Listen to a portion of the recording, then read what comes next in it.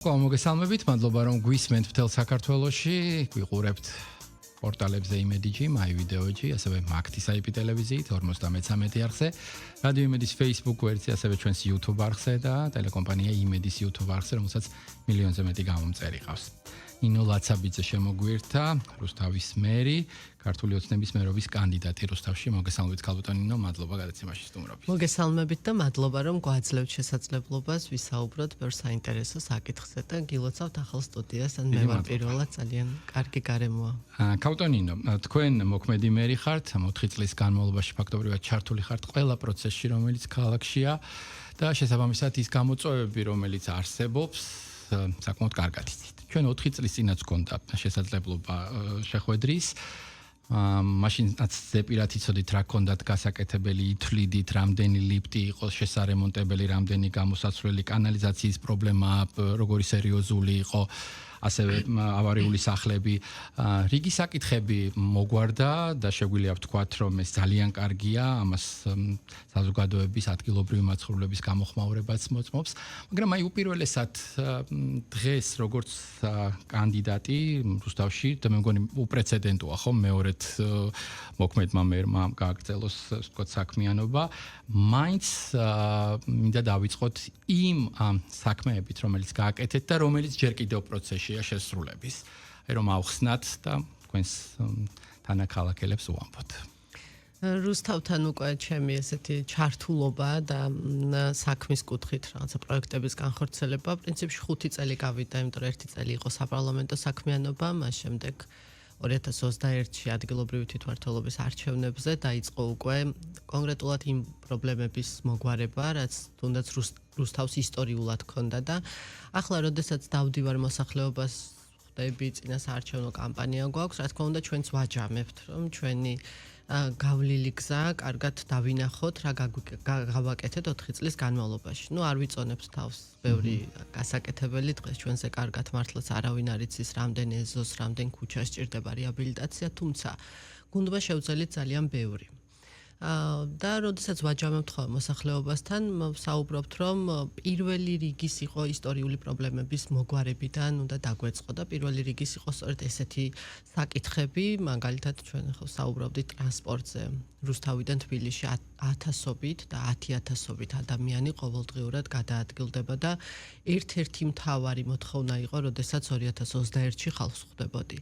იყო ეკოლოგიური პრობლემები და დღესაც გრძელდება, თუმცა უმნიშვნელოვანესი ნაბიჯები გადაიდგა, მათ შორის საპარლამენტო საქმიანობის დროს 2020-ში, როდესაც გარემოს დაცვითი პასუხისმგებლობის შესახებ კანონი გამკაცრდა და იმ საწარმოებს, რომლებიც საბჭოთა პერიოდიდან მოდიან და გადაიარაღება ვერ შეძლეს, დაევალათ უკვე ისეთი რეგულაციების აღსრულება, რომელიც გარემოზე გავლენას შეამცირებდა, მავნე გავლენას, თუმცა უნდა ვთქვათ, რომ ამ მიმართულებით კიდევ ბევრი გვაქვს გასაკეთებელი და ჩვენ სამინისტროსთან ერთად ძალიან აქტიურად გავაგრძელებთ მუშაობას, რომ მხოლოდ შიდა გამწვანებული ინფრასტრუქტურის მოწყობა ჩვენს ეკოლოგიას ვერ უშველის და აუცილებელია კიდევ უფრო მყისიერი და მნიშვნელოვანი ნაბიჯების გადადგმა.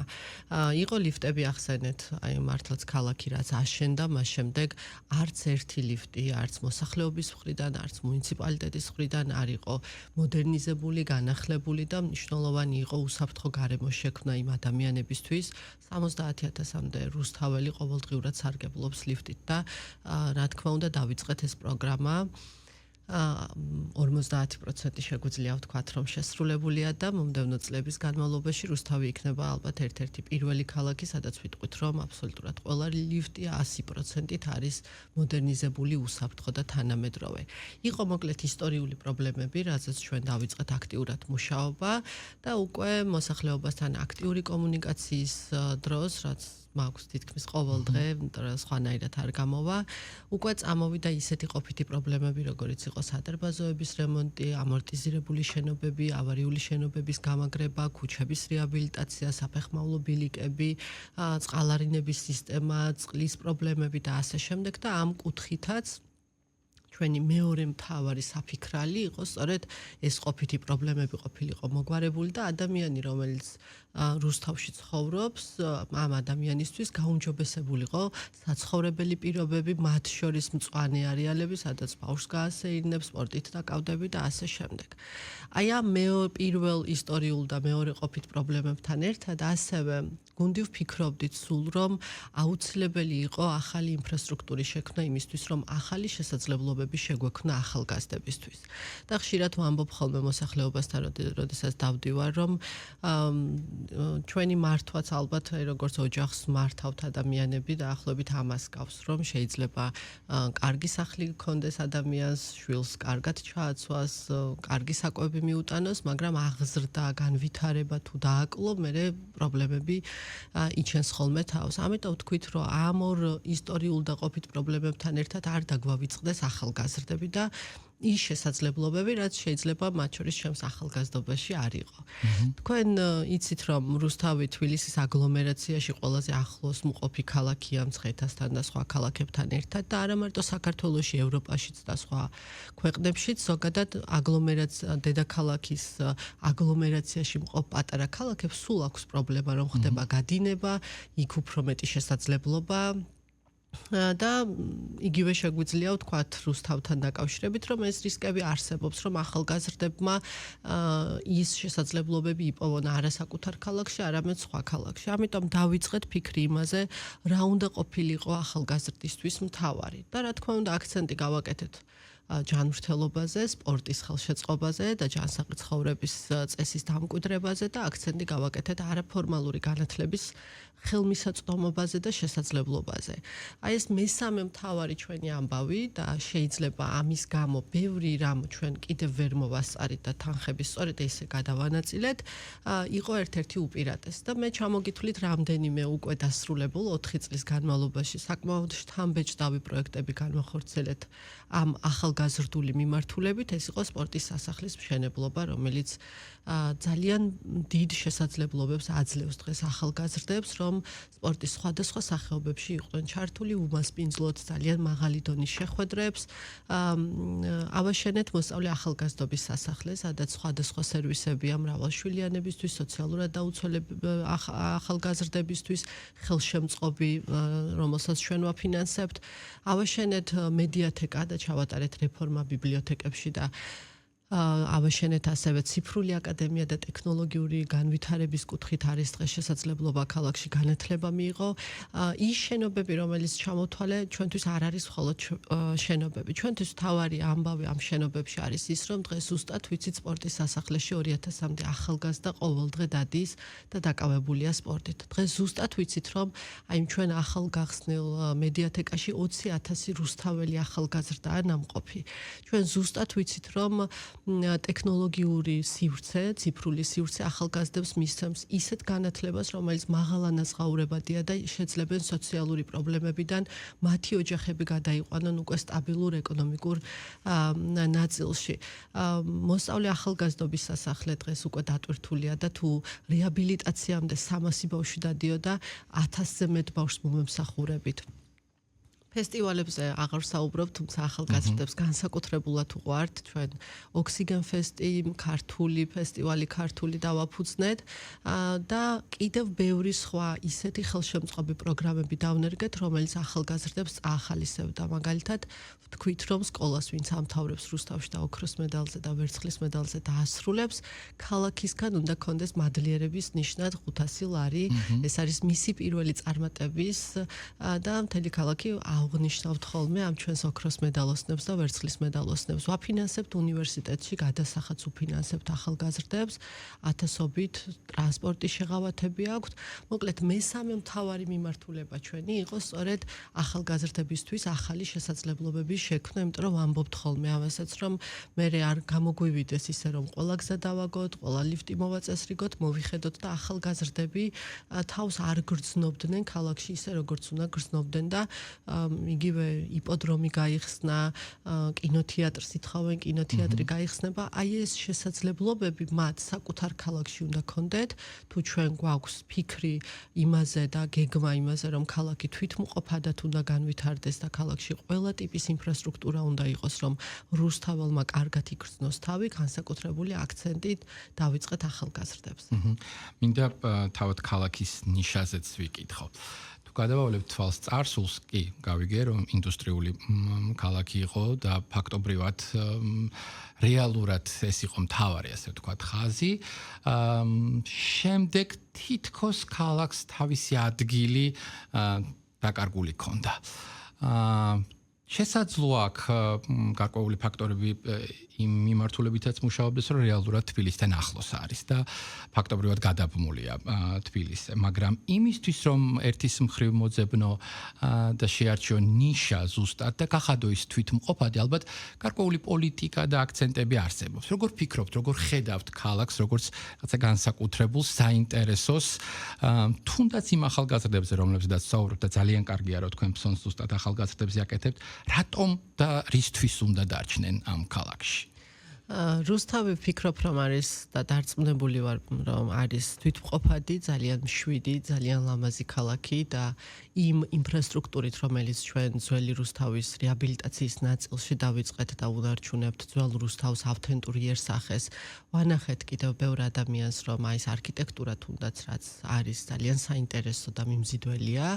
ასევე ახალი რუსთავის შემთხვევაში მოდერნიზება დავიწყეთ საბჭოთა შენობების ენერგოეფექტური მასალების გამოყენებით და აქაც მაგალითად ვანახეთ რამდენად ცვლის ქალაქის იერსახეს განვითარებული ახალი ინფრასტრუქტურა, ასე რომ ხედვა გვაქვს იმის, რომ რუსთავი ჩამოყალიბდეს ძალიან მშვიდ, ლამაზ, მწვანე მოდერნიზებულ ქალაქად, სადაც აბსოლუტურად ყველა ტიპის შესაძლებლობა იქნება ნებისმიერი ასაკის მქონე, ნებისმიერი ასაკის ადამიანისთვის. გეთანხმებით, რუსთავს ალბათ რაც გამოარჩევს, ჩემი კიდევ უფრო ახლო ურთიერთობიდან, შემიძლია ვთქვა, რომ ეს არის ადამიანები ძალიან მეგობრული, ძალიან მშრომელი და განსაკუთრებულად რაღაცნაირი შეკრული ქალაქია ამ კუთხით და შეგვიძლია ვთქვათ, რომ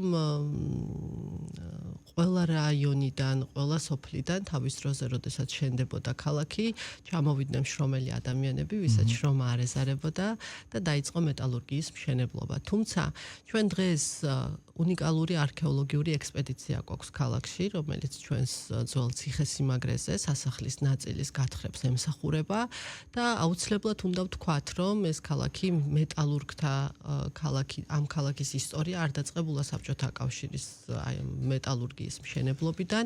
ბევრად დიდი ისტორია გვაქვს და როდესაც ჩვენს ავტობუსებსაც თბილისში სხვადასხვა ადგილზე ხედავთ, მასაც აწერია ჩვენი სლოგანი ახალი ქალაქი დიდი ისტორიით და ამ დიდი ისტორიას სწორედ ახლა ვეძიებით, რომ ქალაქმა თავისი ისტორია დაიბრუნოს და ძალიან ბევრმა რუსთაველმაც კი არ იცის, რომ ეს მხოლოდ საბჭოთა პერიოდიდან შექმნილი ქალაქი არ არის და ვცდილობთ, რომ აი იმ ნიშაზე თქვენ რაზეც საუბრობდით, ძალიან სწორი აქცენტები გავაკეთოთ. ჩვენ მუშაობთ მათ შორის პრემიერთან ერთად, სამთავრობო გუნდთან ერთად, საპარლამენტო გუნდთან ერთად, კიდევ შეიძლება დღეს ამაზე მეტი ვერ ვთქვა, თუმცა ვმუშაობთ ძალიან ბევრ მნიშვნელოვან საკითხზე, რომელიც მასტიმულირებელი იქნება რუსთავის როგორც ეკონომიკურ ნაწილში და მას დამატებითი შემოსავლები ჭირდება და ამას კიდევ ამაზე ცალკე გეგმა გვაქვს და ასევე იმაზე, რომ თვითმყოფადი იყოს, არ იყოს მიერთებული დედაქალაქთან, არამედ შიგნით აბსოლუტურად ყველა ტიპის შესაძლებლობა მოიძებნებოდეს ნებისმიერი ადამიანის. თუ გადავავლებთ თვალს მომხიბვლელობის კუთხით, ქალაქი დღეს უდაოდ ინტერესის ფოკუსში, ასე ვთქვათ, ფასებიც მათ შორის ბინებზე საკმაოდ გაზრდილია, დეველოპერები შემოდიან, რომელიც მე არ მახსენდება, რუსთავთან მიმართებაში ეს ძალიან კარგია. როგორ ფიქრობთ, ის საკითხები, რომელიც ამ წუთას გამოწვევაა, რა კუთხით შეიძლება შეიცვალოს. რა გააკეთეთ აქამდე იმისთვის, რომ რაღაცნაირად ამ ყველაფერზე გესაუბრათ, ღიად თქვენი თანამოქალაქეებისთვის, თანაქალაქელებისთვის და რა რჩება მაინც ყველაზე მნიშვნელოვან საკითხებად, რომლის მოგვარებასაც გეგმავთ და წარმოგიდგენიათ მომდევნო 4 წლის განმავლობაში. მადლობა ნამდვილად ბოლო პერიოდში რუსთავი არ იყო მიმზიდველი საინვესტიციო კუთხით და ძალიან რთულია თქვათ უკვე დაიწყო გუნდთან ერთად მუშაობა, იცი რომ ამდენი ყოფითი გამოწვევა, ამდენი ისტორიული პრობლემაა და ამასთან ერთად ზუსტად იცოდე რომ ქალაქი თუ საინვესტიციოდ მიმზიდველი არ გახდა, ძალიან რთული იქნება ყველაზე მნიშვნელოვანი პრობლემის მოგვარება უმუშევრობის, იმიტომ რომ ახალი ინვესტიციები სწორედ განაპირობებს საბოლოო ჯამში, როგორც საკუთარ შემოსავალს, როგორც მუნიციპალიტეტის ფინანსების ზრდას, ასევე ყველაზე მთავარს, რაც ჩვენი საფიქრალია, ეს არის ახალი სამუშაო ადგილები და აი ამ 4 წლის განმავლობაში ყველაფერს ვაკეთებდით, რომ აგვეხსნა და გვესაუბრა მათ შორის მოსახლეობასთან, რომ შეიძლება ყველა ეზოში ვერ შევედით, ყველა სადარბაზო ვერ გავაკეთეთ, თუმცა რუსთავი დღეს ფიქრობ, რომ განვითარების ახალ ეტაპზე გადავიყვანეთ, სწორედ იმ პროექტებით, რომელიც განხორციელდა და რამაც გამოიწვია სწორედ საინვესტიციოდ ამ ქალაქის მიმზიდველობა უფრო და დღეს ნამდვილად არის ძალიან მაღალი ინტერესი დეველოპმენტის. ვცდილობთ, რომ ქალაქი ურბანულად სწორად განვითარდეს, არ დაუშვათ შეცდომები მათ შორის ურბანულ განვითარებაში, საკმაოდ კარგი მწვანე სივრცეები გვაქვს ურბანულად სწორი დაგეგმარებით არის თავის დროზე ქალაქი განაშენიანებული და ძალიან ვცდილობთ, რომ ერთი მხრივ არ შეუშალოთ ხელი განვითარებას და ეს გზა გქონდეს არჩეული და ასევე შევინარჩუნოთ სივრცეები, არ შევზღუდოთ ადამიანები, პირიქით განვავითაროთ როგორც ძველი, ასევე ახალი რუსთავი. როდესაც საუბრობთ სოციალურ საკითხებზე, მის მოგვარებაზე, მე ეჭვმეპარება ვინმე ცხოვრობდეს რუსთავში, რომელსაც არ იცოდეს თქვენი სახელი და გვარი. როგორ ფიქრობთ იმისთვის, რომ ადამიანებმა სრულფასოვნად იგრძნონ თავი, არ მოხდეს ქალაქიდან გადინება, თუნდაც ძალიან ახლოს აქვე თბილისში, რა დამატებითი საშუალებები შეიძლება თავად ქალაქში გაჩნდეს იმისთვის, რომ ადამიანებმა საკუთარი შესაძლებლობების რეალიზაცია მოახდინონ იქვე. დაამთავრეს, ასე ვთქვათ, ოქროს მედალზე, მათ მიიღეს ჯილდო პირველი, წამოვიდნენ, ისწავლეს იმისთვის, რომ დავაბრუნოთ კვლავ რუსთავში. მოიძებნოს იქ ადგილი მათთვის. აი ამ ჭრილში როგორ ხედავთ საკითხს? როგორ წარმოგიდგენიათ იდეალური გეგმა, როგორი შეიძლება იყოს? იმასთან ერთად, რასაც ვაკეთებთ, მე არ მინდა რომ გამომრჩეს განსაკუთრებული გუნდი ემსახურება დღეს რუსთავს მუნიციპალური გუნდის სახით. აი ეს მერიაში თითოეული ადამიანი 3500-მდე 3600 ადამიანი ვართ დასაქმებული და განსაკუთრებული ერთობა ჩვენი მიზნების გარშემო. იქამდე ვიდრე ჩვენ კი დღეს ვაკეთებთ პროექტებს და მეორე ხელით ასევე ვცდილობთ, რომ მუნიციპალური სისტემა იყოს ძლიერი და ეს არის უმთავრესი. შეიძლება თქვენს კითხვას ხა ესე პირდაპირ არ შეესატყვისება, თუმცა უმთავრესია, რომ ნებისმიერ დროს, როდესაც ქალაქი ხო არ არის 4 წლით არ იმართება, ქალაქის განვითარება უნდა გახდეს შეუქცევადი და ყოველთვის არც მე ვიქნები, არც ვიღაცა იქნება, თუმცა მუნიციპალური ძლიერი სისტემა უნდა ჩამოყალიბდეს ისე, რომ არასდროს არ იყოს დამოკიდებული არც მერის გემოვნებაზე ბოლომდე, არც მის სიყვარულზე ქალაქის მიმართ, არამედ იყოს ძლიერი სისტემა, რომელიც მუდმივად დასუფთავებით, ტრანსპორტით, გამწვანებით, სოციალური სერვისებით მოემსახურება ქალაქს. ჩვენი ასევე ერთ-ერთი შიდა თემა და მთავარი მიმართულება, რაც ესე არ ჩანს, ინფრასტრუქტურა უფრო ჩანს, გზას დააგებ და გამოჩნდება არის ის, რომ რეფორმებით, რომელიც ჩვენ დავიწყეთ და შევქმნით რეფორმების ცენტრი, ესეც პირველად არის მუნიციპალურ დონეზე, სადაც ვამუშავებთ კონკრეტული სამსახურის სერვისებს და ვამბობთ, როგორი უნდა იყოს ეს მომავალში, როგორი უნდა გახდეს იმისთვის, რომ ეფექტიანობა გაიზარდოს, შემოსავალი გავზარდოთ, მოსახლეობისთვის უფრო პროაქტიული იყოს, უფრო სწრაფი რეაგირება ქონდეს. ამიტომ ამ რეფორმებით ბევრი გავაკეთეთ.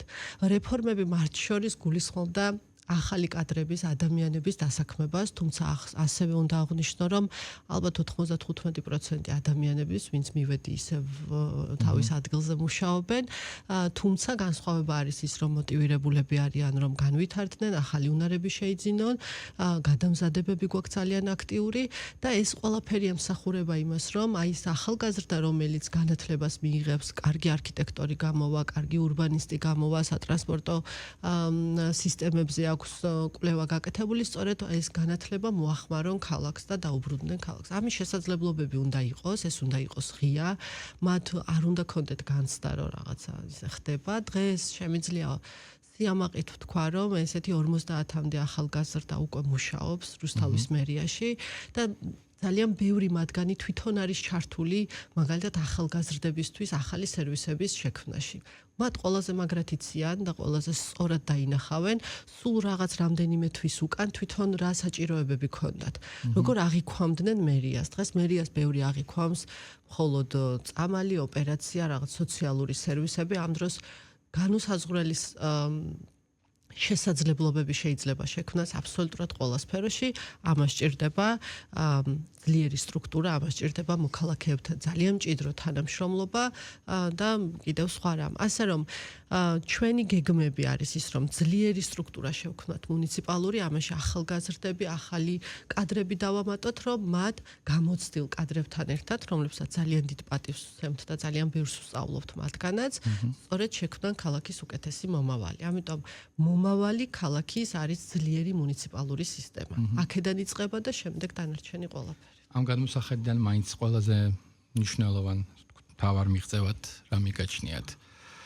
როდესაც მოხვედით ჩვენთან, თქვენ საუბარი დაიწყეთ გუნდით. ახლა ძირითადი აქცენტები სწორედ ამ გუნდზე, იმაზე რომ განსაკუთრებული სითბოთი გამოირჩევა ქალაქი, იმიტომ რომ ყველა იცნობს, ერთი ოჯახია ფაქტობრივად. და სურვილიც იმისა, რომ რელსების შექმნა, რომელზეც შემდეგ ივლისს თქვათ ეს მანქანა და კონკრეტული პირველი პირები ვეღარაფერ შეცვლიან, იმიტომ რომ აწყობილი იქნება სისტემა. ამის სურვილიც აშკარად გაქვთ. ამ გადმოსახედიდან ბევრი რამ მიუხედავად იმ სირთულეებისა, ჩვენ ვიცით საკრებულოში რა პროცესებიც იყო, მაინც შეგვიძლია თქვენს პირად, ასე ვთქვათ, ანგარიშზე გქონდეს, ასე დავინახოთ და თავისთავად ხვდებით, რომ მნიშვნელოვანია პირველი პირის ჩართულობა ყველაფერში და ყველგან. მაინც რა არის ის მთავარი, რასაც გამოყოფთ? ნამდვილად პირად ანგარიშზე არანაირი მიღწევა ჯერ არ მაქვს და მიღწევებს მე ბოლოში, როდესაც მეორე ვადითაც თუ მოხდება არჩევა მოსახლეობის მხრიდან, მე შეაფასებენ და ყველაზე კარგი შეფასება ალბათ მოსახლეობიდან იქნება და არა ჩემგან. მიღწევად თუ რამე შეგვიძლია ჩვენი ქალაქის გადმოსახედიდან ჩავთვალოთ, ალბათ პირველი ის გუნდი, ვინც ემსახურება ქალაქს და კიდევ ერთხელ მინდა ხაზგასმით აღვნიშნო, რომ მართლაც ძალიან დიდი გაერთიანება, დიდი მიზნების გარშემო და როდესაც მიღწევებზე ვსაუბრობთ, მე ვერ დავარქმევ მიღწევას, ვერც გზის დაგებას, ვერც პროექტის განხორციელებას, მიღწევა იქნება ის, რამდენ ადამიანს შეეცვლება ცხოვრება ჩვენს მიერ განხორციელებული პროექტებიდან, რამდენ დედას ექნება შესაძლებლობა შვილი ხატვაზე ატაროს, ცეკვაზე ატაროს, ფინანსური მდგომარეობის მიუხედავად, რამდენი სპორტსმენი გვასახელებს და წარმატებას მოიტანს იმ შესაძლებლობიდან, რაც სპორტის სასახლედ შევქმენით, რამდენი ფეხბურთელი გაიზრდება და ასე შემდეგ და ასე შემდეგ. ალბათ მიღწევები შემდეგ ესე უნდა დაითვალოს, დღეს მხოლოდ ინფრასტრუქტურაა განხორციელებული, რომელიც განსაკუთრებული მხარდაჭერით არის პრემიერის და სამთავრობო გუნდის მხრიდან, იმიტომ რომ ადგილობრივ დონეზე ამ ყველაფერს ვერ შევძლებდით და რომ არა ის ფინანსები, რომ არა ბატონი ირაკლი კობახიძის სამინისტროების მხარდაჭერა ეკოლოგიაზე იქნება, ტრანსპორტზე იქნება, ადგილობრივ დონეზე შეუძლია შესაძლებელი იქნებოდა ამ ყველაფრის განხორციელება. პირველი ნაბიჯი შეგვიძლია ვთქვათ, რომ გადადგმულია მიღწევისკენ, ჩვენ გვაქვს ახალი ინფრასტრუქტურა, ვაგრძელებთ კიდევ ძალიან მასშტაბურ პროექტებს და ძალიან მალე გვექნება რამდენიმე მსგავსი პროექტის დაანონსება, რაც დარწმუნებული ვარ, თითოეულ რუსთაველს გაახარებს. ვმუშაობთ აქტიურად, ეს არის წარმატებისკენ და მიღწევებისკენ გადადგმული ნაბიჯი, უფრო ესე შევაფასებდი, თუმცა მიღწევაც და წარმატებაც დაითვლება უკვე იმ ადამიანების კონკრეტული წარმატებებით, კომფორტული ცხოვრებით, ჯანდაცვის სერვისების ეფექტიანობით, რომ ადამიანებმა უკეთ იგრძნონ თავი, რაც ალბათ წლები ჭირდება, რომ კიდე კარგად დავინახოთ. წარმატებებს გისურვებთ. დიდი მადლობა. ნინო ლაცაბიძე, ქართული ოცნების მერობის კანდიდატი, მოქმედი მერი რუსთავში, საუბრობდა პირდაპირ ეთერში. მადლობა უთხრათ ჩვენს მსმენელს და მაყურებელს დათმობილი დროისთვის.